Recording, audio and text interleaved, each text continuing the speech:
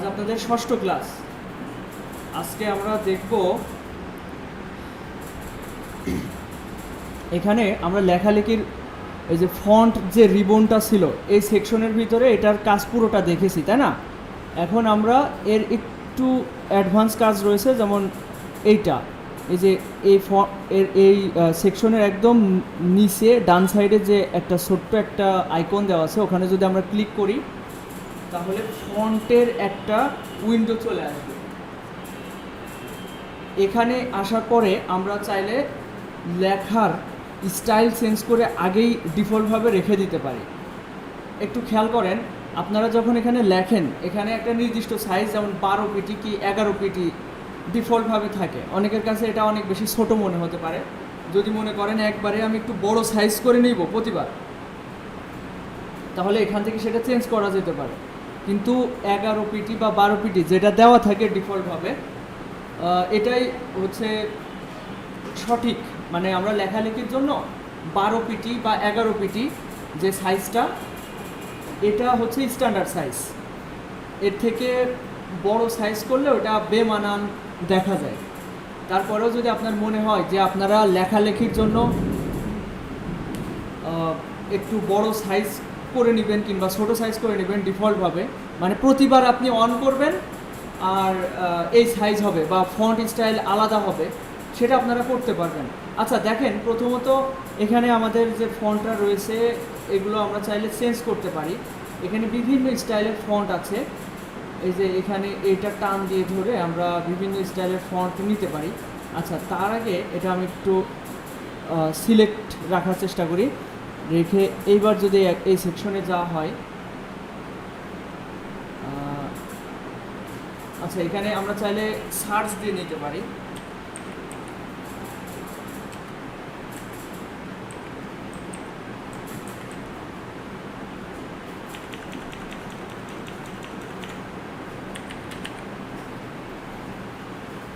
Time new Roman এই ফন্টটা আমি রাখছি এবং সাইজ 12 পিটি রাখছি। রাখার পরে যদি আমরা ওকে প্রেস করি, দেখেন এটা হচ্ছে ইংরেজিতে লেখার জন্য একটা স্ট্যান্ডার্ড একটা ফন্ট, নাম হচ্ছে টাইম নিউ রোমান। এই ফন্টটা আপনারা কিভাবে খুঁজে পাবেন? আপনাদের সার্চ করে আনতে হবে, কারণ আপনার কম্পিউটারে কয়েকশো এবং কয়েক হাজার হতে পারে, এত ফন্ট ইনস্টল থাকতে পারে। এর ভিতরে তো স্ক্রল করে খুঁজে পাওয়াটা অনেক সময় লাগবে। তো এই জন্য কিছু কিছু ফন্টের নাম মনে রাখতে হবে। যেমন এই টাইম নিউ রোমান্স, এই ফন্টটা একটি স্ট্যান্ডার্ড ফন্ট, আপনারা দেখে থাকবেন বইতে এই ধরনের ফন্ট, এই ফন্টটা বেশিরভাগ সময় দেখে থাকবেন। তো আমি যদি এটা সিলেক্ট করি, করার পরে এখান থেকে তো আমরা অবশ্যই ফন্ট চেঞ্জ করতে পারি, কিন্তু এখান থেকে করলে পরবর্তীতে আবার লিখতে গেলে আগের ফন্টটায় চলে আসে।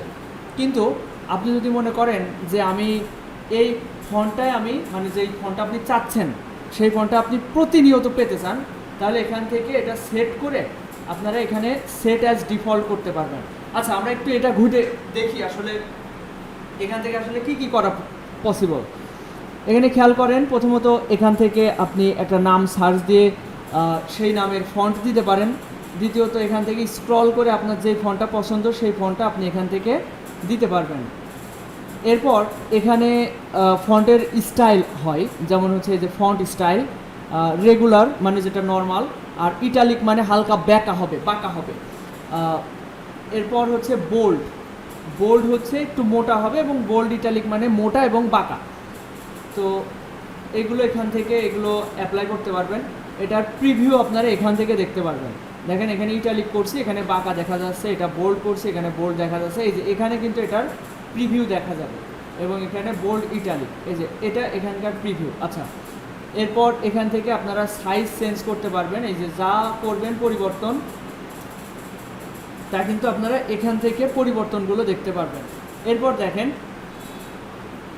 এখানে মাঝখানে যে দাগ দেওয়ার যে ফিল্টার বা সেটিং ছিল সেটা এখানে, ডাবল স্ট্রাইকার্স থট এটাও এখানে, এগুলো কিন্তু তেমন একটা প্রয়োজন পড়ে না। তারপর ওই যে এটা হচ্ছে সুপার স্ক্রিপ্ট, মানে যদি সূত্র লেখার ক্ষেত্রে এ স্কোয়ার দিতে হয় সেক্ষেত্রে দেখা যাচ্ছে এইটা ইউজ করা যেতে পারে। আচ্ছা, এইগুলো আমাদের তেমন একটা দরকার নেই, এগুলো তো আমরা এখান থেকে দেখেছি, তাই না? এখান থেকে যেটা দেখার বিষয় বা জানার বিষয় সেটা হচ্ছে আপনি এমন একটা ফন্ট সিলেক্ট করে রাখলেন যেটা আপনি প্রতিনিয়ত পেতে চান। এই যে এখানে অল ক্যাপস মানে সবগুলো হাতের লেখা বড় হাতের, এরকম একটা সেটিংস করে আপনি যদি এখানে সেট অ্যাজ ডিফল্টে ক্লিক করেন, ওইটা প্রতিনিয়ত আপনার ওইভাবেই ফন্টটা আপনি লিখতে পারবেন ডিফল্টভাবে, এবং পরিবর্তন করে আপনি আবার কেটে আবার ওপেন করলে একইভাবে যে পরিবর্তন এখানে ঘটাইছেন সেটা প্রতিনিয়ত হয়ে আসবে। তো এটা আপাতত আপনাদের পরিবর্তন করার দরকার নেই, আপনারা শুধু এটা দেখে রাখলেন, জেনে রাখলেন। এরপর দেখি আমরা অ্যাডভান্সে কি আছে। অ্যাডভান্সে এখানে স্কেলিং আছে, পজিশনিং আছে, এগুলো অতটা প্রয়োজন নেই আমাদের। তারপর টেক্সট ইফেক্ট আছে এখানে, আপনারা যে ইফেক্টগুলো এখান থেকে দিয়েছিলেন এই যে এই ইফেক্টগুলো এখানে আছে। এই যে এখান থেকে কালার চেঞ্জ করতে পারবেন, গ্রেডিয়েন্ট অ্যাপ্লাই করতে পারবেন, এখান থেকে ভিন্ন ভিন্ন গ্রেডিয়েন্ট কালার ইউজ করতে পারবেন ফন্টের ভিতরে, মানে যে লেখাটা আপনি নিতে চাচ্ছেন এটা কালার চেঞ্জ করতে পারবেন।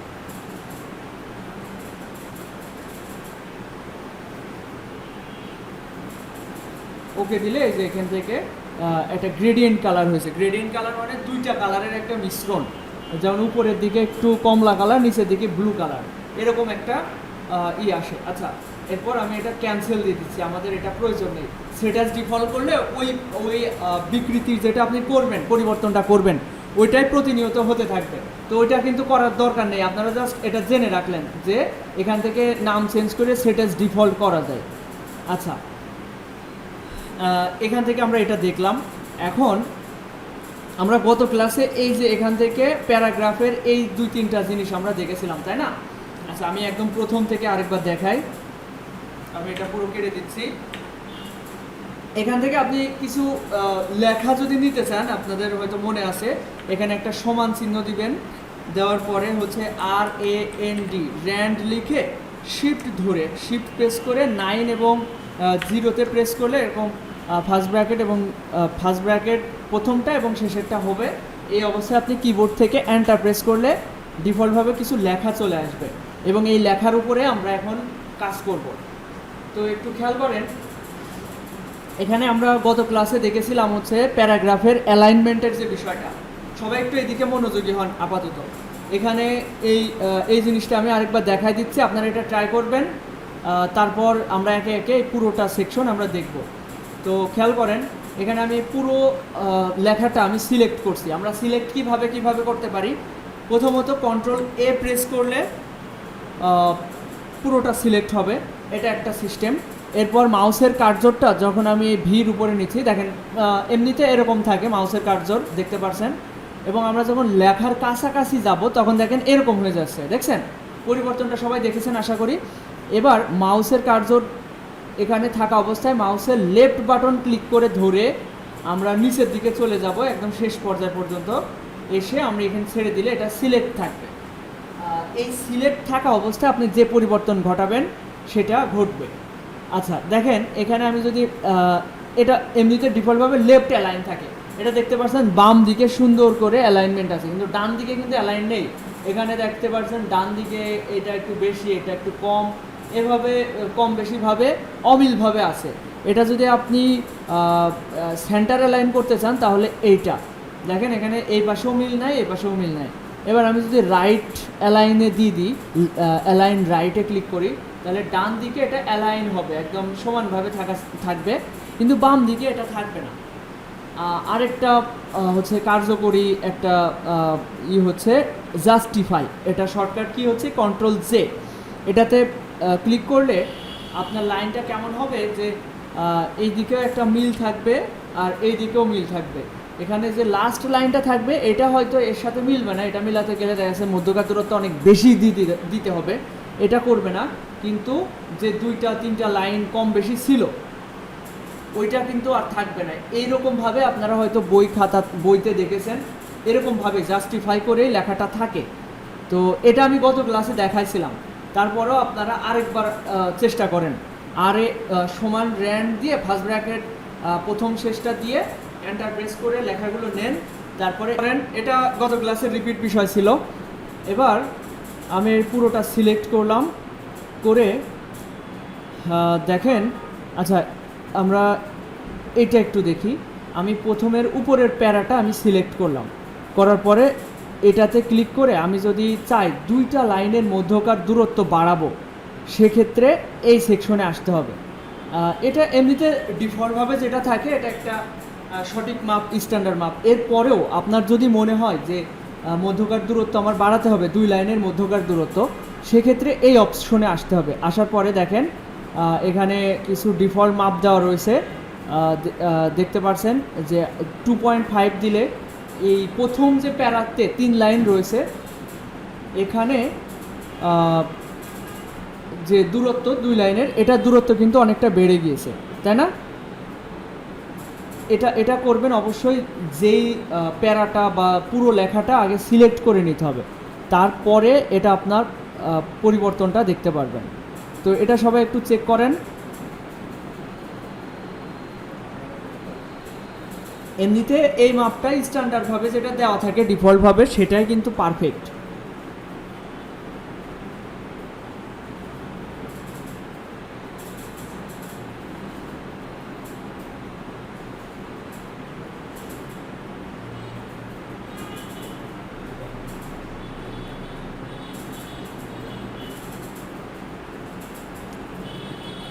হয়েছে সবার? ওকে, এবার এদিকে খেয়াল করেন। এবার আমরা উপরের প্যারাটা সিলেক্ট করলাম, করার পর এখানে দেখতে পারছি এখান থেকে আমরা যেটা করতাম যে ব্যাকগ্রাউন্ড চেঞ্জ করা যেত, তাই না? কিন্তু এখানে কিন্তু লাইনের মধ্যে একটা ফাঁকা থেকে যেত, তাই না? এই ফাঁকা থেকে যেত, কিন্তু এখানে আমরা এর ব্যাকগ্রাউন্ডটা আচ্ছা নো কালার করে দিই। আচ্ছা, এটা আগে সিলেক্ট করতে হবে, সিলেক্ট করে এটা নো কালার করে দিয়েছি। এবার দেখেন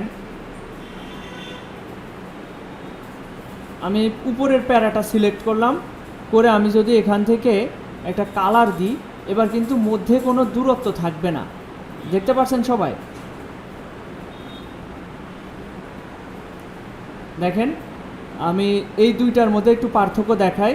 এখানে যদি আমি ব্যাকগ্রাউন্ড কালার কোনো একটা কালার দিই, সেক্ষেত্রে এই জায়গা থেকে করলে প্রত্যেকটা লাইনের উপরে যাচ্ছে, আর এখানে এই জায়গা থেকে যদি আমি ব্যাকগ্রাউন্ডের কালার চেঞ্জ করতে যাই, সেক্ষেত্রে পুরো প্যারার পিছনে একটা কালার চলে আসছে, তাই না? তো আপনারা এটা সবাই একটু ট্রাই করেন।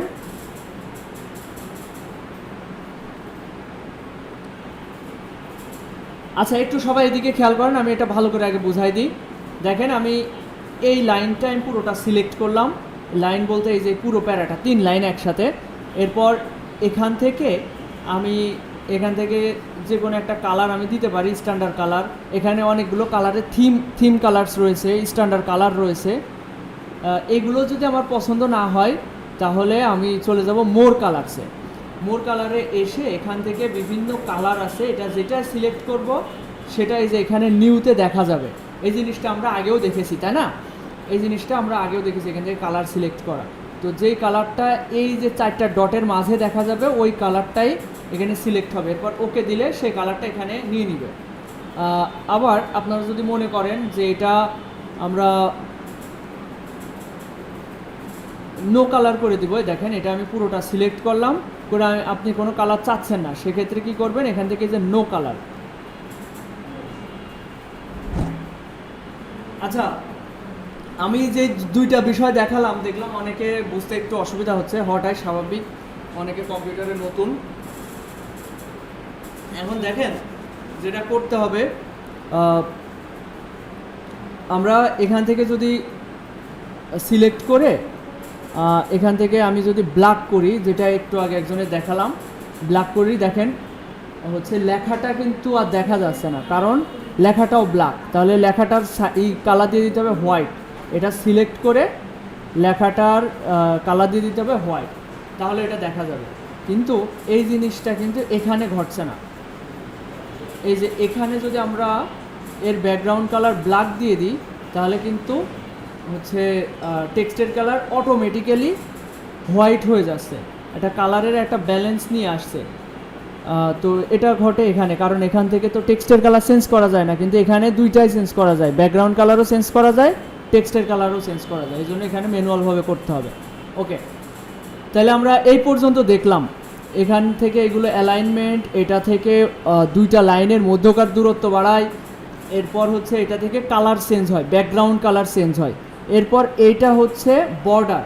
বর্ডার কি জিনিস দেখেন, ধরেন এই একটা প্যারা, এই যে 3 লাইন, এই 3 লাইনে চারিকোল দিয়ে যদি আপনি চান, চারিকোল দিয়ে না, আপনি যে কোনো পাশে বর্ডার দিতে পারবেন। যেমন এখানে বটম বর্ডার মানে নিচে একটা লাইন থাকবে, তারপরে এটা টপ বর্ডার, দেখেন উপরে একটা দাগ। আপনি মাউসটা এইভাবে ঘুরাইলে বুঝতে পারবেন কোথায় কি ঘটছে।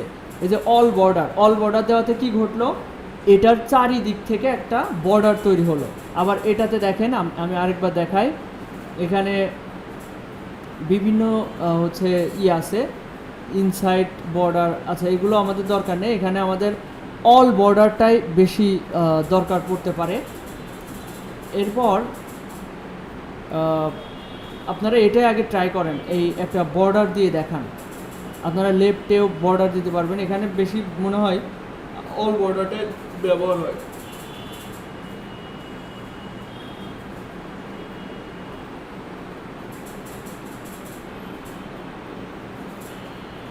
শুধু বর্ডারটাই দেখেন, এখানে আমি সবগুলো একটু দেখাই। দেখেন এই বর্ডার দেওয়াটাই আমার মনে হয় এখানে গুরুত্বপূর্ণ একটা বিষয়। আর এখানে যা যা আছে, এখানে হরিজন্টাল লাইন, আমার যদি এই লাইনের উপরে যদি একটা লাইন দরকার হয়, সেক্ষেত্রে এভাবে একটা হরিজন্টাল লাইন নেওয়া যেতে পারে। এরপর কি আছে, যে ড্র টেবিলে ক্লিক করে আপনি যদি মনে করেন এটা একটা টেবিলের ভিতরে ঢোকাবেন, তাহলে এভাবে একটা টেবিল নিতে পারেন, এটা এভাবে একটা টেবিল নিতে পারবেন।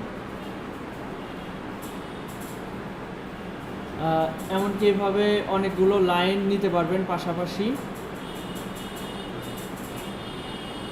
তো এইগুলো আমরা পরবর্তীতে দেখবো। এটা দেখেন চলে যাচ্ছে হচ্ছে লেআউটের ভিতরে, এখানে টেবিল লেআউটের যে বিষয় এখানে দেখবো। আমরা থাকবো হচ্ছে হোমের ভিতরে, এখান থেকে আর কি আছে ভিউ গ্রিড। যদি আপনার গ্রিড প্রিভিউ দরকার হয়, এখান থেকে আপনার যদি গ্রিড প্রিভিউ দরকার হয়, সেটা আপনি এখান থেকে করতে পারবেন। এই জায়গায় একটা গ্রিড প্রিভিউ চলে আসছে। এগুলো আসলে তেমন একটা প্রয়োজন নেই আমাদের। বর্ডার অ্যান্ড শেডিং, এখান থেকে বর্ডার এবং শেডিং নেওয়া যাবে বিভিন্ন স্টাইলে। তো এটা আমাদের তেমন একটা দরকার নেই। আর যদি একটা পরিবর্তন ঘটালেন, আপনি ব্যাকে চলে যেতে চাচ্ছেন, তাহলে কি করতে হবে, অবশ্যই এটা সিলেক্ট করে ডিলিট করতে পারেন, এই যে সিলেক্ট করে ডিলিট। কিন্তু আগের অবস্থাতে ফিরে যেতে হলে কন্ট্রোল জেড প্রেস করে করে আপনি ব্যাকে চলে যেতে পারবেন। আচ্ছা, সবাই পেরেছেন না? এটা খুবই সহজ বিষয়, তাই না? এবার দেখেন, আমি কন্ট্রোল জেড দিয়ে আরও ব্যাকের দিকে চলে যাচ্ছি, সব কিছু আবার স্বাভাবিক করার চেষ্টা করলাম, হয়ে গেছে সব আগের মতো। কন্ট্রোল জেড প্রেস করে করে আবার ব্যাকে চলে যাওয়া যায়। এরপর দেখেন, আপনারা যদি চান যে আচ্ছা এই লাইনটা যদি আমি এখান থেকে এটা ক্লিক করি, তাহলে একটাই আসবে, কারণ এখানে লাইন একটাই। তো এর জন্য আপনারা আলাদাভাবে কিছু লিখে নেন। যেমন এখানে আমি নিচে এসে বাংলাদেশ লিখতে পারি,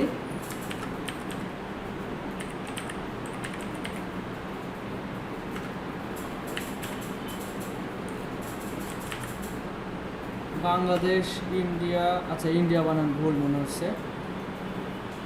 আচ্ছা, কোনো একটা বানান ভুল গেলে কি করবেন দেখেন, একটু সবাই দিকে খেয়াল করেন। ধরেন এই বানানটা ভুল বানানে কি হয়, নিচ দিয়ে দেখেন লাল দিয়ে দেখায় দেয় যে আপনার বানানটা ভুল। তখন আপনি এর উপর রাইট বাটন ক্লিক করবেন, দেখবেন এখান থেকে আপনি খেয়াল করবেন কোন বানানটা আসলে আপনি চাচ্ছেন। আমি চাচ্ছি ইন্ডিয়া, এখানে আইডিয়াও আছে, তো ইন্ডিয়ার সঠিক বানান এখানে, এই যে ইন্ডিয়া। ওকে,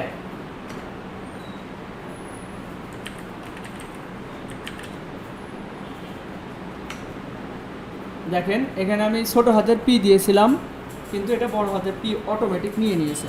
এরকম কিছু বিষয় থাকে যেগুলো আসলে এমনিতেই হয়ে যায়।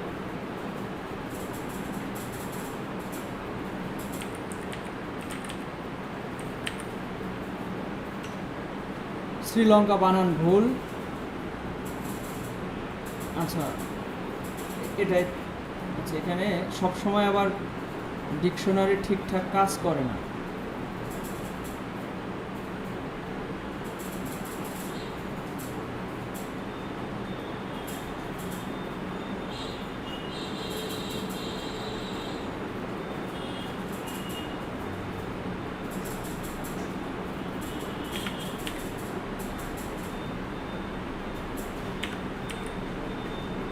আচ্ছা এটাই থাক, আমি যেটা দেখাতে চাচ্ছিলাম সেটা একটু খেয়াল করেন। আমি কিছু নাম লিখে নিয়েছি এখানে।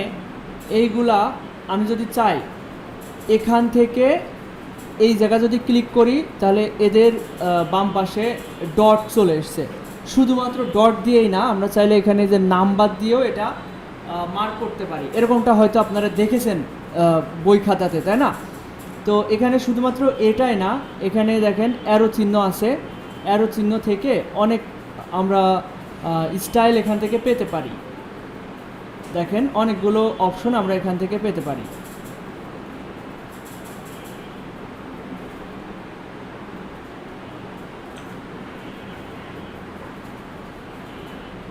এমনকি শুধুমাত্র এখানেই না, আমরা যদি ডিফাইন নিউ বুলেট এটাতে ক্লিক করি তাহলে স্যাম্পলে ক্লিক করলে এখানে অনেক ধরনের স্যাম্পল আমরা পেয়ে যাব। দেখেন এই যে এখানে একটা স্ক্রল আছে, এটাতে ক্লিক করলে আপনার যে ইটা দরকার সেটা আপনি নিতে পারবেন। ধরেন আমি এইটা নিয়ে আমি যদি ওকে দিই এবং এখান থেকেও ওকে দিই তাহলে দেখেন সেটা এখানে চলে আসবে। আমি এটা আরেকবার দেখাচ্ছি। এটা ধরেন সিলেক্ট করলেন, করার পর এখানে যে অ্যারো চিহ্নটা আছে এখানে ক্লিক করে এই যে এখানে ডিফাইন নিউ বুলেট এখান থেকে ক্লিক করে স্যাম্পলে ক্লিক করবেন। এখানে অনেক ধরনের পেয়ে যাবেন। এখানে এই যে স্ক্রলটা টান দিয়ে আপনারা অনেক ধরনের স্যাম্পল পেয়ে যাবেন।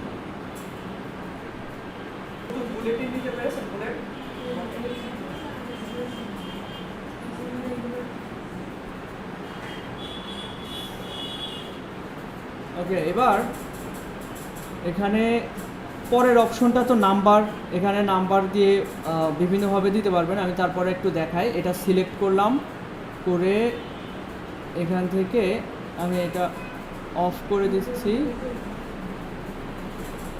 এটা অফ করতে হলে কি করতে হবে, এটা সিলেক্ট করে ধরেন এটার উপর এটা সিলেক্ট আছে, এটা আছে, আপনি চাচ্ছেন এটা অফ করে দেবেন, আবার এটা সিলেক্ট করবেন, করে এর উপরে ক্লিক করলে এটা অফ হয়ে যাবে। ওকে, এবার দেখেন এর ডান সাইডে নাম্বার আছে, এই যে নাম্বার দেওয়া গেল এখানে 1 ডট দিয়ে তারপরে বাংলাদেশ, 2 ডট দিয়ে ইন্ডিয়া। এখন আপনি চাচ্ছেন ডট না দিয়ে এরকম ব্র্যাকেট দিতে, এই যে ব্র্যাকেট, এই দেখেন ব্র্যাকেট হবে। তারপর হচ্ছে এই যে এটাকে কি বলে, রোমান সংখ্যা, তাই না? এই যে রোমান সংখ্যা দিয়ে দিতে পারবেন। এরপর এরকম এবিসি আছে, বড় হাতের এবিসি, ছোট হাতের এবিসি, বিভিন্নভাবে আছে। আপনার যেরকমটা পছন্দ আপনি সেভাবে অ্যাপ্লাই করবেন। তো এই পরের ইটাও একটু ঘেটে দেখেন সবাই 1 মিনিটের জন্য। আচ্ছা, তার ভিতরে আমি আরেকটা জিনিসও দেখাই দিই। এখানে এই যে পরের অপশন যেটা রয়েছে এটা কিভাবে কাজ করে, এটা এরপরে অ্যাপ্লাই হচ্ছে না, কারণ হচ্ছে ধরেন এরপরে আমি এটা ক্লিক করলাম, এটা কাজ হচ্ছে না। কারণ কি? কারণ হচ্ছে এটা অ্যাপ্লাই হবে যখন ধরেন বাংলাদেশ, ইন্ডিয়া, পাকিস্তান, এই যে আইকন দেখলে বুঝতে পারবেন এটা। এখানে যদি আমি ক্যাপসলক এই ইন্ডিয়ার আগে মাউসের কার্সর রেখে ক্যাপসলক চাপ দিলে, ক্যাপসলক বলছি কেন, ট্যাব ট্যাব ক্লিক করলে কি হবে, একটু ডানে চলে যাবে। এই যে এখানে ক্লিক করে ট্যাবে ক্লিক করলাম, একটু ডানে চলে গেল। এবার আমি যদি এগুলো সিলেক্ট করে এটাতে ক্লিক করি তাহলে এইভাবে এটা শো হবে। আমি আরেকবার দেখাই।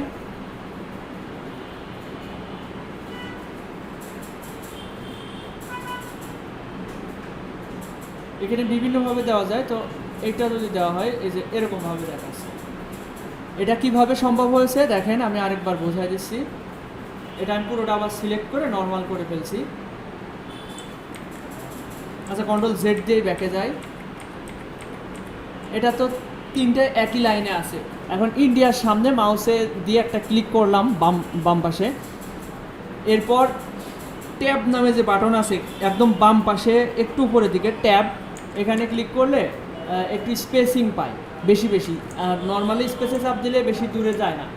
তো এটা আমি করলাম, করার পর এটা 2-3টায় সিলেক্ট করে যদি এখানে ক্লিক করা হয়, এবার আপনি কোনটা দিতে চাচ্ছেন সেটা দিয়ে ওকে দিলে সেরকমভাবে তৈরি হবে।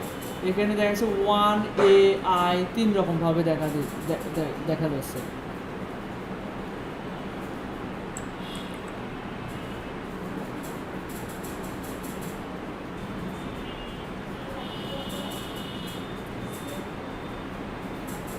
হয়েছে সবার? ওকে, এবার এদিকে খেয়াল করেন সবাই। এর পরের অপশনটা যেটা রয়েছে দেখেন, আমাদের যদি এই বাম পাশে কোনো একটা পিকচার অ্যাড করার প্রয়োজন হয়, তাহলে এই লাইনটা যদি আমি সরাতে চাই এদিকে, তাহলে এখানে ক্লিক করতে হবে। এতে করে কি ঘটবে দেখেন, নর্মালি এরকম আছে এবং এখানে এতখানি ফাঁকা রয়েছে। এখন এই লেখাগুলো অর্গানাইজ করে এই দূরত্বটা কমিয়ে আনবে এবং এখান থেকে আমাদের একটা জায়গা তৈরি করে দিবে। দেখেন এই দিকে ক্লিক করলে এই যে এর দূরত্ব কমে আসছে এবং এখান থেকে আমাদের জায়গা বের করে দিচ্ছে। এটা আমি যত ইচ্ছা করতে পারছি। তো আমি ধরেন এতটুকু রাখলাম। এখানে ধরেন আমার একটা পিকচার আনা দরকার কিংবা একটা লোগো বসানো দরকার, সেক্ষেত্রে আমরা এটা করতে পারি। তো আমি এটা আমার আবার ব্যাকে চলে যাচ্ছি। এবার যদি আমি এই লাইনের সাথে করতে চাই, এই প্যারার সাথে, সেটাও করতে পারবো। শুধুমাত্র যে বামে ডানে যাবে তা না, বামেও এটা করা যাবে।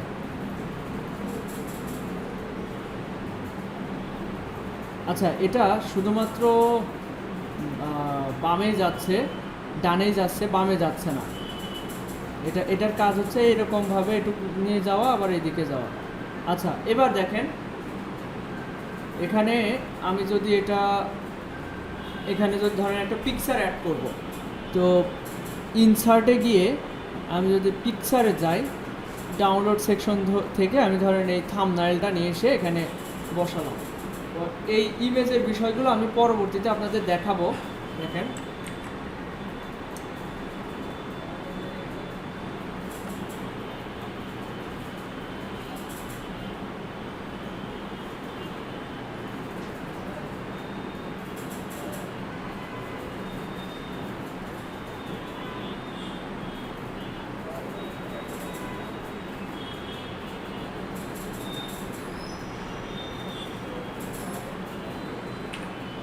আচ্ছা, ইমেজ নিয়ে আপনাদের সমস্যায় হতে পারে। আপাতত ইমেজ নেওয়ার দরকার নেই, আমি ইমেজের বিষয়টা আমি আপনাদের পরবর্তীতে দেখাবো। এখন দেখেন এটা জাস্ট এখানে একটা লোগো টোগো বসানোর ক্ষেত্রে, আমরা পিকচার বসানোর ক্ষেত্রে আমরা জায়গা যদি স্পেসিং প্রয়োজন হয় সেক্ষেত্রে এটা ব্যবহার করব। আচ্ছা, এরপর দেখেন এটা টেবিলের ক্ষেত্রে প্রয়োজন হয়। এটা তেমন একটা প্রয়োজন নেই। এটা মূলত কি করে, ধরেন লেখাগুলো যে প্যারাগ্রাফগুলো শর্ট করে। আচ্ছা, এটা আমাদের আপাতত প্রয়োজন নেই। আর এখানে দেখেন এই একটা অপশন আছে উল্টা পি মতো, এটাতে ক্লিক করলে কি হবে, সবগুলো লাইনের পরে একটা করে পি অ্যাড হয়ে যাচ্ছে, উল্টা করে পি অ্যাড হয়ে যাচ্ছে। তো এটা দরকার নাই, এটা আবার এখানে ক্লিক করলে ওটা উঠে চলে যাবে। আচ্ছা, এর ডান সাইডে এই যে নিচে এখানে এটাতে ক্লিক করলে প্যারাগ্রাফ সেটিংসে গেলে আপনারা যদি মনে করেন যে এই যে অ্যাট 1.15 এটা যদি আপনারা বাড়িয়ে দেন, মানে এই যে লেখার মধ্যকার দূরত্ব, এটা ডিফল্টভাবে যেটা আছে এটা একটা পারফেক্ট সাইজ। কিন্তু এরপরেও যদি আপনার মনে হয় এটা সাইজ বাড়িয়ে দেবো, তারপর হচ্ছে এই যে স্পেসিং, তারপর এই যে জাস্টিফাই অলরেডি সিলেক্ট আছে। জাস্টিফাই মানে কি, এই পাশেও অ্যালাইন থাকবে, এই পাশেও অ্যালাইন থাকবে। এইগুলো সব আপনি চেঞ্জ করে আপনি যদি সেট অ্যাজ ডিফল্টে ক্লিক করেন, ওরকমভাবে পরবর্তীতে আপনার শো করবে।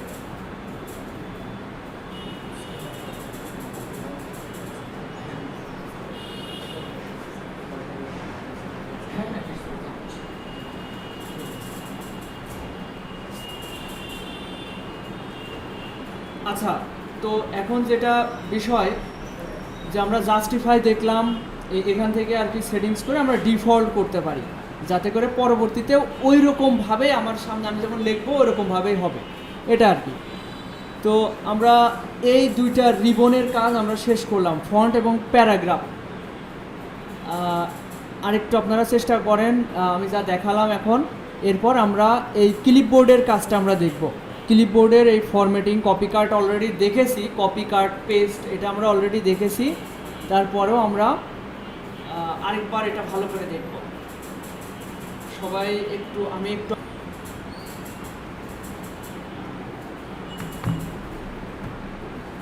আচ্ছা খেয়াল করেন, আমরা এই দুইটা রিবনের কাজ দেখেছি। এবার আমরা দেখব এই এই রিবন ক্লিপবোর্ড নামে যে রিবন রয়েছে এই সেকশনের কাজ আমরা ভালো করে বোঝার চেষ্টা করি। এখন দেখেন আমি এগুলো সব কেটে দিচ্ছি, একদম ক্লিন রাখছি। এখন এখানে খেয়াল করেন, আমি একটা জিনিস ধরেন কপি করব, এটা এই যে অ্যানাদার লেখাটা আমি কপি করলাম, কন্ট্রোল সি দিয়ে কপি করলাম, এটা আমি পেস্ট করতে চাচ্ছি এই নিচের লাইনে। তাহলে কি করব, দেখেন এখানে ক্লিক করলে এখানে আসছে, অনেক সময় কি হয় এখানে আসে না। দেখেন এখানে যদি আমি এখন ক্লিক করি,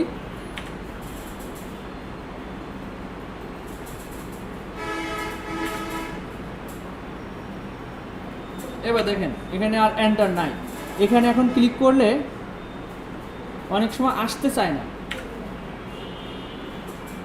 এইবার দেখেন এখন কিন্তু আসছে না, এখানে ক্লিক করলেও এই রিমেম্বারের ভিতরে চলে যাচ্ছে। আমি চাচ্ছি এখান থেকে লিখবো, সেটা হচ্ছে না, কারণ এখানে কোনো হচ্ছে স্পেসিং নাই। এটা কিভাবে আনতে হবে, ধরেন এখানে একটা ক্লিক করলাম এই লেখার শেষে, এখানে দেখতে পাচ্ছেন লেখার পরে হচ্ছে এটা একটা দাগ লাফাচ্ছে, এই অবস্থায় আপনি এন্টার প্রেস করলে সেকেন্ড লাইনে আসতে পারবেন, আরেকটা এন্টার প্রেস করলে আরও একটা লাইনে আসবে। তো আপনি এই অবস্থায় আপনি যদি ওই লেখাটা পেস্ট করতে চান কন্ট্রোল ভি, অথবা এই যে এখানে পেস্টে ক্লিক করলে এটা পেস্ট হয়ে যাবে, ঠিক আছে। এই যে এখানে বারবার ক্লিক করবেন, বারবার এখানে পেস্ট হতে থাকবে। তো আরেকটা জিনিস দেখেন, ধরেন আপনি ডিভাইস লেখাটা কপি করবেন, এটা সিলেক্ট করলেন, এখান থেকে আপনি কপি করতে পারেন। আগে কন্ট্রোল সিতে দেখাছিলাম না, এখান থেকে কপি কাট সব কিছু এখান থেকে আপনি করতে পারবেন। এবার এখানে এসে একটা ক্লিক করে কন্ট্রোল ভি দিয়ে পেস্ট করলাম, কন্ট্রোল ভি দিয়ে একটা পেস্ট করলে হচ্ছে ডিভাইস লেখাটা কপি হচ্ছে এবং এন্টারও সাথে চলে আসছে। এরপর আমি এটা ভালো করে দেখাচ্ছি, একটু সবাই খেয়াল করেন ভাই। এই যে আপনি একটু মাউসটা ছেড়ে দেন, সবাই মাউসটা ছেড়ে দেন, একটু এদিকে খেয়াল করেন, আপনাদের সময় দেওয়া হবে তখন আপনারা প্র্যাকটিস করেন। এখানে ইভেন লেখাটা আমি কপি করছি কন্ট্রোল সি, এখানে এসে আমি পেস্ট করছি কন্ট্রোল ভি দিয়ে, অথবা রাইট বাটন ক্লিক করে হচ্ছে পেস্ট নামে একটা অপশন থাকে, এই যে এখানে এই যে পেস্ট।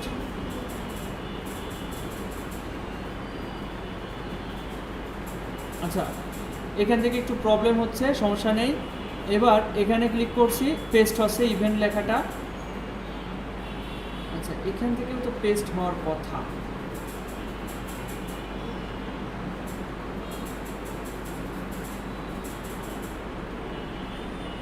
আচ্ছা দেখেন, এবার কন্ট্রোল ভি দিয়ে পেস্ট করলেও আমি প্রতিবার যখন কন্ট্রোল ভি পেস্ট করছি যা কপি ছিল সেটা পেস্ট হতে আছে।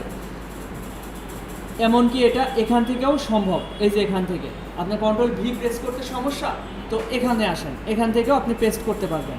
এবং পেস্টের কিছু অপশন রয়েছে, এখান থেকে আপনারা এখান থেকেও পেস্ট করতে পারবেন। আচ্ছা এরপর দেখেন, দেখেন আমি ডিভাইস লেখাটাকে আমি ফন্ট চেঞ্জ করছি। ধরেন এই ফন্টটা চেঞ্জ করলাম এবং লেখার সাইজটা 20 করে দিচ্ছি। এবার এটা ফরম্যাটিংয়ে যদি আমি ক্লিক করি, এই যে এরপরে এই কপি তো পারেন, কাট পারেন না সবাই? কাট করাটা সবাই পারেন? কাট মানে কি আমি একটু দেখাই। ধরেন এই লেখাটা আপনি কন্ট্রোল এক্স দিয়ে কাট করতে পারবেন, অথবা এখান থেকে এখানে সরাসরি কাট করতে পারবেন। কাট করলে কি হয়, ওই লেখাটা সরাসরি মুছে যায়। এবার কন্ট্রোল ভি দিলে সেটা পেস্ট হয়, কন্ট্রোল ভি দিলে সেই লেখাটা পেস্ট হয় যেটা আপনি কপি করেছেন। আমার কথা বোঝা গেল? এবার দেখেন, এবার ফরম্যাটিংটা কি, ফরম্যাট পেইন্টার। তো এই যে এখানে আমি একটা লেখার স্টাইল চেঞ্জ করেছি, সাইজটাও বড় করেছি, 20 পিটি করেছি। এবার এটা সিলেক্ট করে আমি যদি ফরম্যাট পেইন্টারে ক্লিক করি, করে অ্যানাদারের উপর ক্লিক করে অ্যানাদারটা দেখেন সাইজে বড় হয়ে গেল এবং ওই ফন্টের স্টাইলটা নিয়ে নেব। এবার এটার উপর ক্লিক করছি, হচ্ছে না, কারণ এটা একবারই হবে। এখন আপনি যদি চান যে বারবার করতে, তাহলে এটা সিলেক্ট করেন, ফরম্যাটিংয়ের উপর ডাবল ক্লিক করতে হবে। এর উপর ডাবল ক্লিক কীভাবে করবেন, 1 2 একই সাথে 2টা ক্লিক। এবার আপনি যার উপরে ক্লিক করবেন, ওই যে একটা পরিবর্তন ঘটাইছেন না, সেটা এখানে প্রত্যেকটা লেখার উপরে, ওয়ার্ডের উপরে এটা ভরতে থাকবে। তো আমি কি বললাম, আগে আপনারা এই ফরম্যাটিং জিনিসটা, ফরম্যাট পেইন্টারটা একটু পরে করেন, তার আগে কপি কাটের এই বিষয়টা এখান থেকে ম্যানুয়ালভাবে একটু সবাই চেষ্টা করেন। কপি কাট এবং পেস্ট করার যে বিষয়টা, ধরেন একটা লেখা কপি করলেন, এটা ধরেন কপি করলেন, আচ্ছা এটা ফরম্যাটিংটা আবার রিমুভ করবেন, এর উপরে একটা ক্লিক করলে ওটা রিমুভ হয়ে যাবে। তো এই যে হোয়ার লেখাটা আমি কন্ট্রোল সি দিয়ে কপি করলাম, আচ্ছা এইগুলো আগে রিমুভ করে নেই। এই হোয়ারটা আমি কন্ট্রোল ভি দিয়ে পেস্ট করতে পারছি, অথবা এখানে ক্লিক করে করে করে করে সবাই, আচ্ছা আমি দেখলাম সবাই আগে যেভাবে দেখাইছি সেভাবে চেষ্টা করছেন। আগে তো একরকম দেখাইছি, কিন্তু আপনাকে 2-3 রকমভাবেই শিখতে হবে। দেখেন এটা হোয়ার লেখাটা আমি এভাবে সিলেক্ট করলাম, করার পরে আপনাকে এই জায়গা থেকে কপি করতে বলা হয়েছে। আপনি যদি কন্ট্রোল সি দিয়ে কপি করেন এখন, তাইলে হবে না, আপনাকে এখন এইটা দেখানো হয়েছে, এটা শেখানো হয়েছে। ধরেন এটা কপি করলেন, করার পরে এখানে ক্লিক করে আমি এন্টার প্রেস করে নিচ থেকে আমি এবার পেস্ট করব। তাহলে কন্ট্রোল ভি না পেস্ট করে এখানে ক্লিক করলে পেস্ট হয়ে যাবে। এই যে বড় একটা অপশন, এখানে পেস্ট, এখানে একটা একটা ক্লিক করবেন, এখানে পেস্ট হতে থাকবে। এরপর দেখেন আমি কাট কথাটা আমি যদি লিখি, এই দেখেন এটা কাট করব, রিমেম্বার লেখাটা এখান থেকে কাট করলাম, করার পরে এখানে একটা ক্লিক করে এন্টার প্রেস করে নিচে আরেকটা লাইন নিলাম, নিয়ে এই যে পেস্ট করতে থাকছি। রিমেম্বার কথাটা কাট করেছিলাম ওখান থেকে, কাট করা মানে কি, ওখান থেকে মুছে ফেলে এনে এখানে লিখছি, তাই না? তো এখানে পেস্ট করতে থাকছি, এখানে পেস্ট হচ্ছে। এবার আমি যদি আপনাদের দেখাই ফরম্যাটিংয়ের যে বিষয়টা, ধরেন আচ্ছা এই লেখাটায় যে আমি ইফেক্ট দিয়েছি, এটা আমি মুছে ফেলতে চাই, কিভাবে সেটা সম্ভব? এই যে এখানে এর উপরে ক্লিয়ার অল ফরম্যাটিং, এই লেখাটা সবাই দেখতে পাচ্ছেন, এটাতে ক্লিক করলে এটা নর্মাল হয়ে যাবে। ওকে, এই লেখাটা কিন্তু এখন নর্মাল হয়ে গেছে। এবার অ্যানাদার ডিভাইস, এই লেখাটার উপরে আমি ফরম্যাটিং করব, তার আগে একটা পরিবর্তন ঘটিয়ে নিই। ধরেন এই যে এই ফন্টটা আমি অ্যাপ্লাই করলাম, ফন্টের সাইজটা 11 আছে, 11 থেকে আমি 26 করে দিচ্ছি। আমার কথা বোঝা গেল? এটা সিলেক্ট করে আমি কি করেছি, ফন্ট চেঞ্জ করেছি এবং হচ্ছে সাইজটা চেঞ্জ করেছি। এরপর ফরম্যাটিংয়ের যে বিষয়টা, এটা সিলেক্ট করলাম, করে ফরম্যাটিংয়ের উপরে ডাবল ক্লিক করতে হবে। একটা ক্লিক করলে একবারই কাজ হবে, ডাবল ক্লিক করলে হলে বারবার করতে পারবেন। তো আমি এখানে ডাবল ক্লিক করলাম। ডাবল ক্লিক মানে কি, মাউসের লেফট বাটন 2বার ক্লিক করা। এরপর যদি আমি এখানে একটা ক্লিক করি, যেখানে একটা করে ক্লিক করব সেখানেই লেখাটা হচ্ছে এই পরিবর্তনটা ঘটাবে। আশা করি বুঝতে পেরেছেন। আচ্ছা খেয়াল করেন, আমরা এখানে আরেকটা মজার একটা জিনিস এখানে খেয়াল করেন সবাই, এখানে ক্লিপবোর্ডের এই ডান সাইডে এই যে অ্যারো চিহ্ন আছে, মানে ক্লিপবোর্ডের সেটিংস, এখানে ক্লিক করলে ক্লিপবোর্ডের কিছু অপশন আসবে এখানে। এখন আপনি যদি এখান থেকে কিছু কপি করেন, ধরেন এই লুক কথাটা কপি করলেন, এটাকে কাট করলেন, এই যে প্রফেশনালি কথাটাকে কাট করলেন, কন্ট্রোল এক্স, এখানে যা যা করবেন না এগুলো কপি হোক কাট পরিবর্তন যাই করবেন, এই ক্লিপবোর্ডের ভিতরে এগুলো থেকে যাবে। এখন আপনি লেখার সময় ধরেন একই কথা বারবার লিখতে যাচ্ছেন, বানান মনে থাকছে না, ধরেন প্রফেশনালি কথাটা আপনার মনে থাকছে না, আপনি ধরেন কিছু টাইপ করছেন, প্রফেশনালি কথাটা আপনি একবার কষ্ট মষ্ট করে দেখে অন্যান্য জায়গা থেকে দেখে লিখলেন, কিন্তু বারবার আপনার মনে থাকছে না। এখন কি করবেন? বাম পাশ থেকে একটা করে ক্লিক করবেন, লেখা চলে আসবে। এই যে এখানে ক্লিক করবেন, লিখতে লিখতে মনে থাকছে না, এখানে একটা ক্লিক করবেন, চলে আসবে। এই যে লুক কথাটা চলে আসবে, মানে আপনি যেগুলো বাইরে থেকে কপি করবেন কিংবা এখান থেকেই কপি করবেন, ওইগুলো ক্লিপবোর্ডের মধ্যে থেকে যাবে। এবং আপনার লেখালেখির সময় আপনার ধরেন কোনো একটা বানান একটু কঠিন, সে বানানটা আপনি পারছেন না, বারবার লিখতে হচ্ছে, তখন আপনি ক্লিপবোর্ড থেকে একটা ক্লিক করলে আপনার লেখা কিন্তু চলে আসবে। আমার কথা ক্লিয়ার বুঝতে পেরেছেন সবাই? তাহলে এই জিনিসটা একটু সবাই চেষ্টা করেন, এই যে এই চিহ্নতে ক্লিক করলে এটা চলে আসবে। এবং কোনো একটা লেখা কপি করেন, ছোট ছোট কথা কপি করেন, ওয়ার্ড, ওইগুলো কি। আচ্ছা আমরা এই হোম পেজ থেকে ক্লিপবোর্ড, ফন্ট, প্যারাগ্রাফ এইগুলো দেখলাম এবং এখানে ফাইন্ড রিপ্লেস এগুলো দেখলাম। আমরা পরবর্তী ক্লাসে আরও ভালো করে এগুলো দেখব। তো আপাতত আপনাদের হচ্ছে লেখালেখির প্র্যাকটিসটা করতে হবে। তার আগে আমি একটা জিনিস আপনাদের দেখাবো। আপনাদের বলেছিলাম যে আর্টিফিশিয়াল ইন্টেলিজেন্স সম্পর্কে আপনাদেরকে জানাবো, তাই না? আর্টিফিশিয়াল ইন্টেলিজেন্স মানে কি? কৃত্রিম বুদ্ধিমত্তা, তাই না? কৃত্রিম বুদ্ধিমত্তা শব্দটার সাথে আমরা অনেক আগে থেকেই পরিচিত, কিন্তু এখন বর্তমানে এই যে 1-2 বছর যাবৎ, এই বছরই বেশি রেভলিউশন হচ্ছে। চ্যাট জিপিটি, তারপর হচ্ছে জেমিনি, এরপর হচ্ছে ক্লড, এরকম অনেকগুলো এআই আছে, আর্টিফিশিয়াল ইন্টেলিজেন্স সাইট আছে। এগুলো আমাদের কাজ পরবর্তীতে রিপ্লেস করে ফেলবে। ভবিষ্যতে দেখা আছে ব্যাংকে যেসব জব করে না মানুষ, অনেক মানুষ দেখছেন হচ্ছে কম্পিউটারে বসে কাজ বাজ করছে, এইসব জব এক সময় দেখবেন থাকবে না। এরপর অনেক কর্পোরেট বিজনেস যে চাকরিগুলো আছে, এই চাকরিগুলো 10 জনের কাজ একজনে করতে পারবে, এরকম একটা পরিস্থিতিতে মানুষ চলে যাচ্ছে। তো এআই আমাদের শেখাটা জরুরি। ভবিষ্যতে এআই সম্পর্কে আপনারা কে কতটুকু জানেন? এআই দিয়ে আমরা এখন দেখি ছবি হচ্ছে, মানুষ মজা করে ছবি জেনারেট করে, তাই না? মানুষের পিকচার দেখা যাচ্ছে একজনের বললো যে একটা ছেলেকে শাড়ি পরায় দিতে, এআইকে বললো, এআই কিন্তু সেটা করে দেয় খুব অনায়াসে। জিনিসটা আপনাদের কাছে অনেক ফানি মনে হলেও এই জিনিসটা কিন্তু অনেক ডেঞ্জারাস একটা জিনিস, যে ভবিষ্যতে এআই শুধুমাত্র যে ছবি জেনারেট করে তা না, ভিডিও জেনারেট করতে পারে, এরপর হচ্ছে টেক্সট জেনারেট করতে পারে। এমনকি এখন আপনার ধরেন কোনো কিছু জানার জন্য আপনি গুগলের থেকে না জেনে আপনি সরাসরি জেমিনি, গুগলের হচ্ছে যে এআই মডেল, সেটা হচ্ছে জেমিনি। এরপর আসছে হচ্ছে চ্যাট জিপিটি। আমি যদি একটু সরাসরি আপনাদেরকে দেখাই, এটা হচ্ছে চ্যাট জিপিটি অলরেডি এখানে হয়তো অনেকে ব্যবহার করেছেন, তাই না? ব্যবহার করেছেন সবাই? হ্যাঁ, চ্যাট জিপিটি যাদের ফোনে নাই আপনারা এটা ইনস্টল করে রাখতে পারেন। এটা মনে করেন আপনাদের দৈনন্দিন যে কোনো বিষয়ে আপনাকে হেল্প করবে।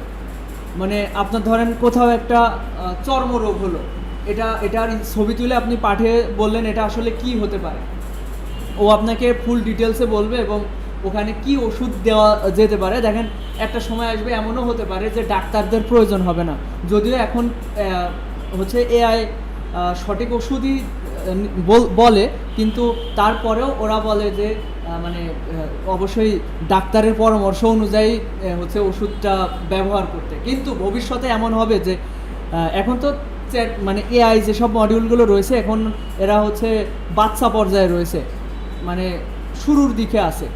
এটা যত দিন যাচ্ছে, দিন বলতে এমন না যে বছরে বছরে, প্রত্যেক মাসে মাসে এমন পর্যায়ে আপডেট আনছে ওরা যে মানে অনেক বেশি মানে ইমপ্রুভ করে ফেলছে ওদের মডিউলটা। এই চ্যাট জিপিটি, জেমিনি, এইগুলোর ব্যবহার আমরা বাস্তবিকভাবে দেখাবো আপনাদেরকে। যেমন আপনাদের যদি আমি একটা জিনিস দেখাই, আগে মানুষ থাম্বনেইল ডিজাইন করতো। এই যে আপনাদের যে ভিডিও আমি গ্রুপে দিই, এই ভিডিওর যে থাম্বনেইল আছে না, এই থাম্বনেইলটা আমি সম্পূর্ণ এআই দিয়ে বানাইছি। এই ধরনের থাম্বনেইল এক সময় বানাতে মনে করেন আধা ঘন্টা থেকে 1 ঘন্টা সময় লাগতো একটা মানুষের, যারা গ্রাফিক্স ডিজাইনার, ফটোশপ বা ইলাস্ট্রেটরে এইসব ডিজাইন করতে গেলে তার কমসে কম আধা ঘন্টা এখানে সময় দিতে হবে তার এরকম একটা ডিজাইন করতে, এরকম একটা থাম্বনেইল ডিজাইন করতে। সেই জিনিসটা এখন এআই এত সুন্দর করে নিমিষেই মানে 30 সেকেন্ডের ভিতর করে দিচ্ছে, যা আসলে কল্পনার বাইরে। আপনাদের যদি এরকম থাম্বনেইল ডিজাইন কখনো প্রয়োজন পড়ে, এটা খুব সহজে করতে পারবেন। এটা যদি আমি আপনাদেরকে সরাসরি দেখাই, আমি আজকে হচ্ছে আপনাদের কত 6ষ্ঠ ক্লাস, তাই না? তো এখানে আমি এই ডিজাইনটাকে আমি যদি চ্যাট জিপিটিতে আপলোড করি, এখানে যে আপলোড অপশন, এটা আপনার ফোন থেকেও হবে একই রকমভাবে। এই যে অ্যাড, এই অপশনে ক্লিক করে আপনি যদি অ্যাড ফটোস অ্যান্ড ফাইলে ক্লিক করেন, এখন ডাউনলোড থেকে আমার পিসি থেকে এই যে এই ইমেজটা আমি ওপেন করছি, করে আমি বলবো যে হচ্ছে ক্লাস 5-এর রিপ্লেস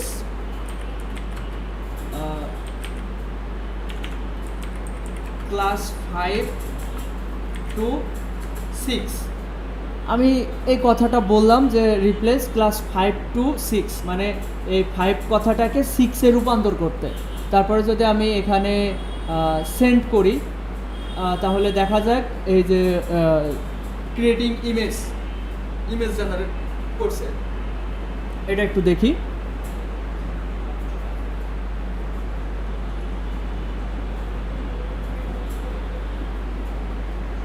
এখনই মানে 30 সেকেন্ডের ভিতরে একটা ইমেজ জেনারেট করে দিবে। আর আমি যখন এটা প্রথম জেনারেট করেছি তখন আমি কি বলেছি দেখেন, আমি বলেছি হচ্ছে বেসিক কম্পিউটার কোর্সের ক্লাস আমি ইউটিউবে থাম্বনেইল আকারে পেতে চাচ্ছি, মানে একটা ইমেজ জেনারেট পেতে চাচ্ছি, এবং আমার এই লোগোটা, আমাদের প্রতিষ্ঠানের লোগোটার ইমেজ আমি ওদেরকে আপলোড করে দিয়েছিলাম, এবং এটাই বলেছিলাম যে বেসিক কম্পিউটারে একটা থাম্বনেইল ডিজাইন করে দাও ক্লাস 1-এর, এবং এই লোগোটাও আপলোড করেছিলাম, করে বলেছি ও এরকমভাবে লোগোর কালারের সাথে একটা মিল রেখে সুন্দর করে, মানে এগুলো আমি কিছু কমান্ড করিনি, আগে এগুলো কমান্ড করা লিখতো একদম সব কিছু, কিন্তু বর্তমানে এমন পর্যায়ে চলে গিয়েছে যে ওরা আমাদের কথা বুঝতে পারে, আমাদের মনের, মানে আমি আসলে কি বোঝাতে চাচ্ছি সেটা ওরা নিজে থেকে বুঝতে পারে। দেখেন আমি কি বলেছি, রিপ্লেস ক্লাস 5 to 6, ও আমাকে এটা এখানে 5 লেখা ছিল, এখানে 6 লিখে দিয়েছে। একদম মানে কি আর বলবো, এগুলো আসলে একটা সময় এরকম ইমেজ মানে বানাতে গেলে আমাদের কমসে কম 1 ঘন্টা সময় ব্যয় করা লাগতো, সেই জিনিসটা এখন এত সহজে হয়ে যাচ্ছে। আর এই জিনিসটা শুধুমাত্র যে ইমেজ জেনারেট তা না, ভিডিও জেনারেটের ক্ষেত্রে কিংবা কোনো কিছু রিসার্চের ক্ষেত্রে এখন মানুষ হচ্ছে যে অঙ্ক করে না, অনেক কঠিন কঠিন ম্যাথমেটিক্স মানুষ হচ্ছে সমাধান করতে পারতো না, ভালো ভালো বুদ্ধিমান মানুষ যারা হচ্ছে দেখা যাচ্ছে কোনো ভার্সিটির প্রফেসর, তারা হচ্ছে বিভিন্ন গণিত নিয়ে মানে কঠিন যা সলভ করা যেত না ওইগুলো সলভ করার চেষ্টা করতো, সেই জিনিসটা এখন এআই খুব সহজেই করে দিচ্ছে, মানে মানুষের অনেক কঠিন কঠিন সমস্যার সমাধান এরা করে দিচ্ছে।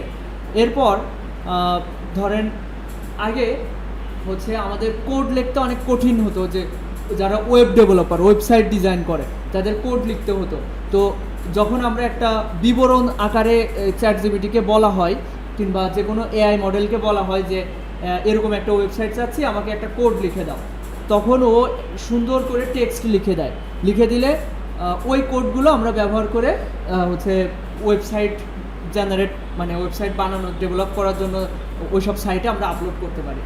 এরপর ধরেন যারা হচ্ছে এসইও করতো, এসইও নাম অনেকে শুনেছেন হয়তো, এসইও এখন ডেট এই এআই আসার কারণে, মানে আমাদের রিসার্চ করতে হতো, এসইও মানে সার্চ ইঞ্জিন অপটিমাইজেশন, যারা ধরেন আমি এই যে এটা ধরেন ইউটিউবে আমি আপলোড করব, ইউটিউবে আপলোড করলে এই ধরনের কন্টেন্ট কাদের সামনে যাবে তাদের জন্য হ্যাশট্যাগ দিতে হতো, তো ওই হ্যাশট্যাগুলো রিসার্চ করে বের করতে হতো, এটাও এক ধরনের এসইও। এ ধরনের অনেক বিষয় আছে যেখানে এসইও করার প্রয়োজন হয়, ওয়েবসাইট এসইও করার প্রয়োজন হয়, তো এই এসইও রিসার্চ করার জন্য একজন এক্সপার্টের প্রয়োজন হতো, এই এক্সপার্টের এখন আর প্রয়োজন পড়ে না, এই এআই সেটা করে দেয়, এআই মানে এই যে কৃত্রিম বুদ্ধিমত্তা সেটা খুব সহজে করে দেয়। তারপর হচ্ছে দেখা যাচ্ছে একটা বিষয়ের উপরে আপনার রিসার্চ করে কিছু কথা প্রয়োজন, ওইটা এখন এআই খুব সহজে করে দিচ্ছে, যেটা কিনা এক সময় কন্টেন্ট রাইটার বা হচ্ছে এই ধরনের অনেক বিষয় থাকে, যেখানে একটা সময় মানুষ হচ্ছে ওখানে প্রফেশনে ছিল, মানুষ ওখানে বেতন পেত, মানে বাইরের দেশের ক্লায়েন্ট বা নিজের দেশের ক্লায়েন্টের রিসার্চ করার জন্য কোনো একটা মানুষ হয়তো কোনো একটা চাকরি করতো, সেখানে বেতন পেত, এই জিনিসটা এখন এআই এসে এই মানুষটার কাজ রিপ্লেস করে ফেলছে। এরপর আমরা এই যে আমি মূলত হচ্ছে এখন বর্তমানে হচ্ছে লোগো ডিজাইনের কাজ করি, লোগো এবং ব্র্যান্ড আইডেন্টিটি ডিজাইনের উপর কাজ করি, মার্কেট প্লেসে ক্লায়েন্টের কাজ করি, তো আমরা লোগো ডিজাইনের ক্ষেত্রেও আমরা এআই এর হেল্প নিই, এআই আমাদেরকে খুব সুন্দর করে ডিজাইন করে দেয় এবং ওইটা নিয়ে আমরা কাস্টমাইজ করি অ্যাডোবি ইলাস্ট্রেটর সফটওয়্যারের মাধ্যমে। তো আমি যেটা বলছিলাম এআই এর গুরুত্ব সম্পর্কে আপনাদেরকে বলছি। আচ্ছা, আপনারা সবাই কি আমার কথা শুনছেন? বোরিং লাগছে কি কথাগুলো? মানে আপনাদের কখনো শোনা হয়নি, বুঝতে পারছেন না, এই জন্য হয়তো অনেক কথা মাথার উপরে যাচ্ছে, যার কারণে বোরিং লাগতে পারে, তাই না? তো আমরা এগুলো সম্পর্কে ধাপে ধাপে শিখবো, ঠিক আছে? এআই আমাদের শিখতে হবে। আপনারা এখনও বেসিক পর্যায়ে আছেন যেহেতু, আপনাদের এটা আমি সরাসরি দেখাচ্ছি না, বোঝাচ্ছি না, তারপরেও যতটুকু বোঝানো যায় আমি আরেকটা জিনিস দেখাই। ধরেন আপনার একটা ক্লায়েন্ট হচ্ছে মেসেজ দিয়েছে, আপনি তাকে কি রিপ্লাই দিবেন? আমি যদি একটু আজকের একটা জিমেইলের কথা বলি, আমাকে জিমেইলে একটা স্পন্সরের জন্য মেসেজ এসছে, আমি যদি একটু এই জিমেইলে যাই, এইটাতে এই যে এই জিমেইলে গেলাম, ইনি আমাকে অফার করছে আমি তার জন্য একটা ভিডিও বানিয়ে আমার ইউটিউব চ্যানেলে পাবলিশ করব, তাহলে আমি সে আমাকে টাকা পে করবে। তো এটা সম্পর্কে আমি ধরেন এই কথাটাই যে হাই লাস্ট ফলো আপ, উনি আমাকে আগে 2-3টা মেসেজ দিয়েছে, আমি রিপ্লাই দিইনি।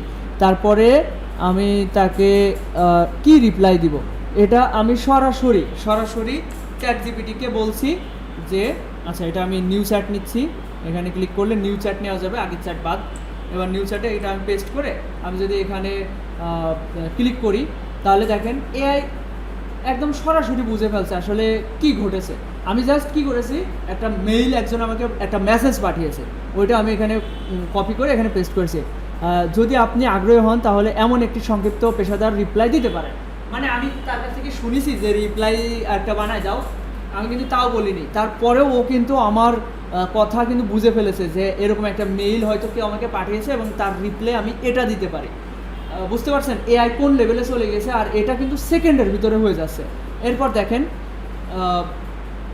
দেখেন হচ্ছে আমি ওকে এরকম একটা রিপ্লাই দিয়েছি, হ্যাঁ এই যে এই কথাটা আমি চ্যাট জিপিটি যা বলেছে আমি সেই রিপ্লাই দিয়েছি, এবং ও আমাকে একটা রিপ্লাই দিয়েছে he hope you are doing well, এবং ওর নাম বলছে, এবং এই যে এই মেসেজটা, এই বড় মেসেজটা পাঠিয়েছে, এবং সে আমাকে অফার করছে এই যে ভিডিও এসইও করে দিতে হবে, এগুলো সব এআই দিয়েই করা সম্ভব, এবং আমাকে ভিডিও বানিয়ে দিতে হবে ওদের একটা সাইট সম্পর্কে, এবং সে আমাকে মোটামুটি $500 পর্যন্ত পে করতে চাচ্ছে। $500 মানে প্রায় 50,000 টাকা সে আমাকে একটা ভিডিওর জন্য পে করতে চাচ্ছে, এবং কী ধরনের ভিডিও বানাতে হবে সেটা আমাকে এখানে দিয়ে দিয়েছে। হ্যাঁ, এবং এখানে থাম্বনেইল কেমন হতে পারে, তারপরে ভিডিও কেমন হতে পারে, এই সম্পর্কে এখানে সব কিছু দিয়ে দিয়েছে। এরকম অন্যান্য দিয়ে মানে এরা একটা ওয়েবসাইট, এদের প্রমোশন দরকার, ঠিক আছে, আমাদের মতো ইউটিউবারদেরকে দিয়ে এরা প্রমোশন করাবে। তো আমাকে মেসেজ দিয়েছে, এখন আমি তাকে যদি এই রিপ্লাই এর করে দিই, তাহলে সে আমাকে এই যে 16 মিনিটের ভিডিও করে দিতে পারলে এরকম টাকা দিবে, এরকম একটা অফার করছে। এবং তার আমি কি রিপ্লাই দিব, আমি জাস্ট আপনাদের একটা উদাহরণ দিচ্ছি। এটা আজকে এই মেসেজটা এসছে, তো এই যে লাস্ট এই রিপ্লাইটা এসছে, এবং ও আমার ইউটিউব চ্যানেলের অ্যানালিটিক্স যে হোম পেজ আছে ওখানকার একটি স্ক্রিনশট পেতে চাচ্ছে যে আসলে আমার ভিডিওতে কেমন ভিউ হয়, এই সব সম্পর্কে জানতে চাচ্ছে। তো সেটা আপনি যদি এই কথাগুলো বুঝতে না পারেন, আপনি এআইকে নিয়ে এসে, আগে তো আমরা হচ্ছে গুগল ট্রান্সলেট ব্যবহার করতাম, গুগল ট্রান্সলেটে কথাগুলোর ট্রান্সলেট এমন হয়ে যেত যে আমরা বাংলা অতটা বুঝতে পারতাম না। এখন এআইকে যদি বলা হয় যে আসলে দেখেন, আমি এই কথাটা আমি যদি এর কাছ থেকে কপি করি, এই কথাটা আমি কপি করলাম, কপি করে এখানে পেস্ট করলাম, করে এখানে শিফট ধরে এন্টার প্রেস করছি, একটু নিচে আসলাম, এন্টার প্রেস করলে একটা ওই লেখাটা চলে যেত। তো আমি এখানে বলতে চাই, এখানে বাংলিশ করে আমি বলবো যে আসলে সে কি বলতে চাচ্ছে বাংলায় বলো, বাংলায় বুঝাই বলো। মানে এ যে শুধুমাত্র ইমেজ জেনারেট করে তা না, এ আপনার একটা অ্যাসিস্ট্যান্ট হিসেবে থাকবে। আপনার যে কোনো বিষয়ে, আপনার কোনো রোগ হয়েছে ওই সম্পর্কে আপনি সব রোগের লক্ষণগুলো বলবেন, ও আপনাকে সঠিক অ্যান্সারই দিবে যে আসলে এই সমস্যা তোমার, তুমি এই চিকিৎসা নিতে পারো, অমুক ডাক্তার দেখাতে পারো। ওই ডাক্তারের পদবি সম্পর্কেও বলে দেবে যে সার্জিক্যাল ডাক্তার দেখাতে হবে না নিউরোলজিস্ট দেখাতে হবে, এরকম অনেক বিষয়ে এ একদম পিএইচডি লেভেলে এর জ্ঞান আছে। আচ্ছা দেখেন, হ্যাঁ সহজ বাংলায় বললে কেলি, মানে ওই কেলি আপনাকে একটি পেইড ইউটিউব স্পন্সরশিপের প্রস্তাব দিচ্ছে, তবে তাদের কাজের ধরন অন্যরকম। তারা বলছে সারসংক্ষেপে, যাই হোক ও আমাকে বিবরণ সহকারে বলে দিচ্ছে। তো এটা আসলে এমনভাবে এক্সপ্লেন করে দিবে যে আপনি যদি স্বাভাবিক বুদ্ধির একটা মানুষ হয়ে থাকেন, এটা একদম সহজে বুঝতে পারবেন। তো এসবের জন্য আপনাকে এআই এর সাহায্য, এআই আপনাকে অ্যাসিস্ট্যান্ট হিসেবে ব্যবহার করতে হবে। যাদের ফোনে এআই নাই, চ্যাট জিপিটি আর জেমিনি আপনারা ইনস্টল করতে পারেন, ঠিক আছে। তো এটার সাহায্যে অনেক কিছু করা সম্ভব, এবং এটা আমরা আস্তে আস্তে দেখাবো। আপনারা যাদের ফোনে জেমিনি আর চ্যাট জিপিটি নাই, তারা এটা ইনস্টল করতে পারেন। প্লে স্টোর থেকে গিয়ে প্লে স্টোরে চ্যাট জিপিটি লিখবেন, এটা ইনস্টল করবেন এবং জেমিনি এটা লিখে ইনস্টল করবেন। আপনি একে যাই বলবেন ও আপনার তাই হেল্প করবে। যদিও ফ্রি অ্যাকাউন্টের হচ্ছে লিমিটেশন আছে, আমি এর জন্য হচ্ছে পেইড অ্যাকাউন্ট, জেমিনির পেইড অ্যাকাউন্ট চালাই। এটার পেইড ছিল কি বলে এটা, ChatGPT প্রিমিয়াম ছিল, এটার মেয়াদ শেষ। 1 মাসের জন্য দেখা গেছে 500 টাকা 700 টাকা করে কিনতে পাওয়া যায়। যেমন এই যে আমার এই জিমেইলটা হচ্ছে এই যে চারিকোলে কালার রয়েছে না, এটার কারণ হচ্ছে এটা আমার পেইড সাবস্ক্রিপশন নেওয়া রয়েছে। তো এরকমটা আপনারাও নিতে পারেন, যদি কারো প্রয়োজন হয় আমাকে বলবেন, আমার কাছে এরকম লোক আছে। তখন আপনি আনলিমিটেড ইমেজ আর কি জেনারেট করতে পারবেন, সারাদিন কথা বললে ওর লিমিট শেষ হবে না এরকম। আর নর্মালি যদি আপনি কথা বলেন সেক্ষেত্রে একটা লিমিটেশন চলে আসে, দেখা যাচ্ছে আপনি 10 মিনিট 15 মিনিট কথা বললেন, তারপরে কিন্তু লিমিট শেষ হয়ে যায়। এটার কারণ হচ্ছে ফ্রি অ্যাকাউন্টে এরকম লিমিটেশন দিয়ে দিয়েছে। আচ্ছা যাই হোক, অনেক বাড়তি কথা বলে ফেললাম। এখন আপনাদের যেটা করতে হবে সেটা হচ্ছে ওই যে লেখালেখির যে সফটওয়্যারটা আছে ওইটার সাহায্যে আপনারা একটু লেখালেখি প্র্যাকটিস করবেন। সবাই একটু ওইটা কমপক্ষে 5 মিনিট হলেও প্র্যাকটিস করতে হবে, এবং ওটা লেখালেখিটা আপনাদের না দেখে লেখার প্র্যাকটিসটা চলমান রাখতে হবে প্রতিনিয়ত। আর ওটা শুরু করেন। আর আপনারা যারা রয়েছেন, আপনাদের যাদের কোর্স ফি হচ্ছে 500 টাকা করে দেওয়া রয়েছে, তাদের অবশ্যই 1000 করে পূর্ণ করতে হবে। আর এদিকে আচ্ছা তাসনিম আপু, আপনি কি হচ্ছে টাকা দিয়েছিলেন? আমার ঠিক খেয়াল হচ্ছে না, কত দিয়েছিলেন?